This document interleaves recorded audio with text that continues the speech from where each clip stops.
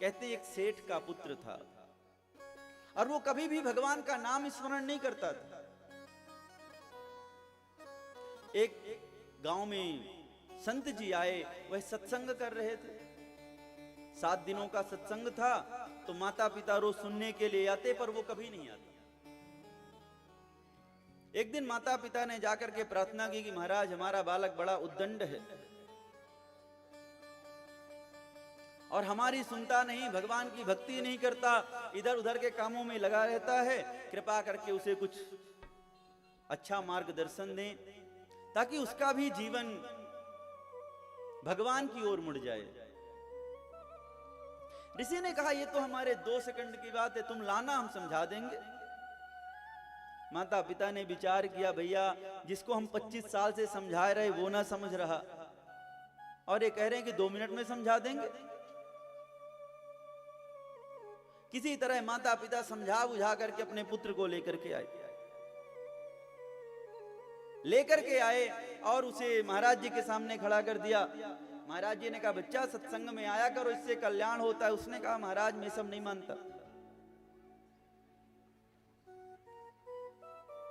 उन्होंने कहा कोई बात नहीं, तुम आना, केवल पहले जानोगे तो अपने आप मान जाओगे। परमात्मा में दोनों गति, भगवान को या तो जानोगे तो मान जाओगे या मानोगे तो जान जाओगे। यही चाहे तेहि दे जनाई और जानत तुम ही हो जाए। भगवान को जानने के बाद वो भगवान जैसा हो जाता है, भगवान का नहीं भगवान जैसा हो जाता है।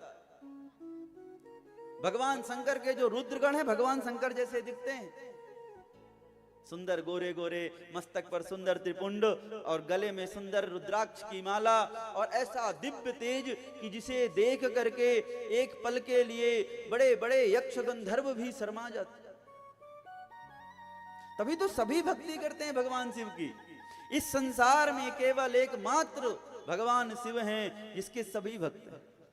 यक्ष किन्नर नाग गंधर्व लोकपाल दिक्पाल देवता राक्षस मनुष्य सभी। संत जी ने कहा अच्छा ठीक है, तुम एक काम करो, क्या तुम एक बार अपने मुख से शिव बोल दो। अरे उसने कहा इसमें कौन सी बड़ी बात है, अब भी बोल देता हूं। बोले बोलो। और उसने अपने मुख से वह परम पवित्र नाम ले लिया, शिव। संत जी ने कहा ठीक है जाओ, तुम्हारा कल्याण हो गया। माता पिता ने सोचा अच्छा हम तो दिन भर जप रहे भैया, हमको तो ना कहा कि जाओ, हमको तो रोज कहते हैं और जपो, हाथ में माला ले लो, निरंतर अजपा जप करो, भगवान का नाम एक क्षण के लिए नहीं छूटना चाहिए, और इसको एक बार में कह दिया हो जाएगा। संयोग ऐसा कि थोड़े दिन बाद कहीं यात्रा में वह जा रहा था और वहीं पर भगवान की कृपा हुई और भगवान शिव की कृपा से राम नाम सत्य हो गया। उसका शरीर छूट गया। शरीर छूटा, उसने जीवन में कोई पुण्य तो किया नहीं था, तो यम के दूत आए। यम के दूत आकर के उसे ले जाने लगे, यमराज के पास लेकर के गए। यमराज ने चित्रगुप्त को सामने बैठाया और कहा भैया इसका बही खाता निकालो, क्योंकि वहां पर पुण्य और पाप दोनों गिने जाते हैं। उस समय 14 तरह की गवाही होती है। ये जो आपके कान है ना, इनमें श्रवण नाम के देवता बैठते हैं, माताओं के कान में श्रावणी नाम की देवियां बैठती हैं और वो गवाही देती हैं कि हाँ इसने कथा सुनी थी या नहीं सुनी थी, इसने अपने गुरु के वाक्यों को माना था या नहीं माना था।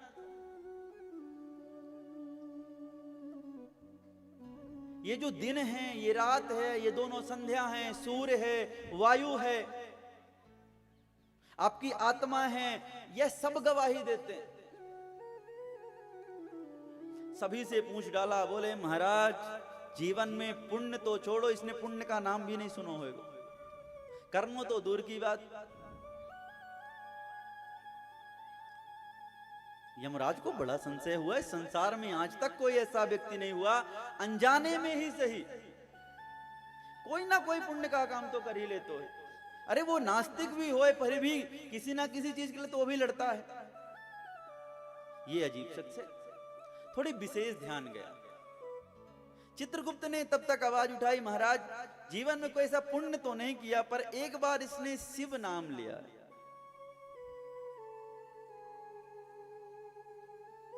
इतना सुनते ही धर्मराज शांत हो गए। धर्मराज ने कहा, इसने शिव का नाम लिया। उससे पूछा कि अच्छा अब तुम बताओ, मैं तुमने जीवन में एक छोटा सा पुण्य किया है, मैं तुम्हें इसका क्या फल प्रदान करूं? उसने कहा, भैया मेरे को तो पता नहीं इसका क्या पुण्य होता है, क्या मिलता है, क्या नहीं मिलता। आपके यहाँ की व्यवस्था है, आप जानो, जो लगे दे दो। धर्मराज ने बड़े बड़े पुण्यों की गणना कर रखी थी महाराज। बड़े बड़े राजा महाराजाओं का नित्य हिसाब चलता था, बड़े बड़े ऋषि मुनियों का नित्य हिसाब चलता था, पर वो जो एक बार जीवन में शिव नाम लिया हो, उसका कोई भी आकलन नहीं था। क्या फल होता होगा? धर्मराज ने चित्रगुप्त से कहा कि भाई अपने को तो नहीं पता, शिव नाम के का फल क्या है अपने को नहीं पता। बोले किसको पता होगा? बोले काम करो, ब्रह्मा जी के पास चलो। ब्रह्मा जी ही ये पुण्य और पाप बनाते हैं, ब्रह्मा जी ही बताएंगे कि कितना फल है। बोले इसको लेके कैसे चले? बोले इसने शिव नाम लिया है, एक काम करो, इसके लिए पालकी लेके चलो, पालकी में इसको बैठाओ और फिर ब्रह्मलोक लेकर के चलो। अब यमराज जी लगे हुए हैं उसमें, और पार्षद लगे हुए हैं, दूत लगे हुए हैं, और उसे लेकर के ब्रह्मा जी के पास गए। ब्रह्मा जी ने सोचा भैया कोई बहुत बड़ा भक्त आया है, कोई बहुत बड़ा ऋषि आया होगा। ब्रह्मा जी अपने आसन से उठ करके खड़े हो गए। खड़े हुए और जैसे ही पालकी रखी, ब्रह्मा जी ने पूछा कौन दिव्य विभूति आई है? इतना कौन पुण्यात्मा है कि जिसकी पालकी में स्वयं धर्मराज लगे हों, यमराज लगे हों? यमराज ने कहा महाराज कोई दिव्य विभूति ना है, इसने अपने जीवन में केवल एक बार शिव का नाम लिया है। अब हमें पता नहीं कि इसका फल क्या है, इसलिए आपकी शरण में लेकर के आए हैं। आप बताओ इसको क्या प्रदान करें? ब्रह्मा जी के चारों मुख आपस में चर्चा करने लगे। बड़े बड़े पुण्य कर्मों का हिसाब है, बड़े बड़े दानों का हिसाब है, बड़े बड़े जितने भी संसार में पुण्य होते हैं सबका हिसाब महाराज हम सेकंडों में कर सकते हैं। जैसे अभी एक कंप्यूटर आई है कि जो अरबों साल में जो गिनती होनी है, जो मैथ होनी है, वो 5 मिनट में कर देगी। ब्रह्मा जी के सिरों ने कहा महाराज कितना भी कठिन प्रश्न हो तुरंत हल कर देंगे, आप आज्ञा तो करो। पर शिव नाम का क्या महत्व है, शिव नाम का क्या पुण्य फल प्राप्त होता है, अपने को नहीं पता, हमें नहीं पता। अब ब्रह्मा जी ने विचार किया अब कौन बताएगा? यमराज ने कहा महाराज बताओ। ब्रह्मा जी ने कहा भैया संसार को कुछ भी पूछ ले, चारों वेद सुन ले। तुम कहो तो चारों वेद सुना देते हैं, 6 शास्त्र, 18 पुराण, 108 उपनिषद, जो कहो सो सुना दें, पर शिव नाम लेने का फल क्या है हम नहीं बता सकते। किसके पास चले? बोले काम करो, विष्णु जी भगवान शिव के परम भक्त हैं, वो जरूर जानते होंगे इस नाम का फल, नाम की महिमा जानते होंगे, उनके पास चलते हैं। अब एक तरफ ब्रह्मा जी लग गए, सोचिए क्या दिव्य विभूति, एक बार नाम लेने से महाराज ब्रह्मा जी पालकी में लग गए। ब्रह्मा जी चले तो जैसे ही बैकुंठ में पहुंचे तो भगवान विष्णु ने सोचा कोई बहुत परम चैतन्य संत होगा, कोई दिव्य भक्त होगा जिसको ब्रह्मा जी लेकर के आ रहे हैं। भगवान भी खड़े हो गए। भगवान ने पूछा कि ब्रह्मा जी कौन है? ब्रह्मा जी ने कहा हमको भी नहीं पता कौन। फिर यहां बोले महाराज एक बार इसने शिव नाम लिया है, और शिव मंत्र का, शिव नाम का फल क्या है वह हम आपसे जानने के लिए आए हैं, हमें नहीं पता। विष्णु जी ने कहा भैया संसार में कुछ भी पूछ लो, कुछ भी करा लो, पर मैं भी आज तक इसी में फंसा हुआ हूं कि शिव नाम का फल क्या है, शिव नाम की महिमा क्या है, मैं वही तो जानना चाहता हूं।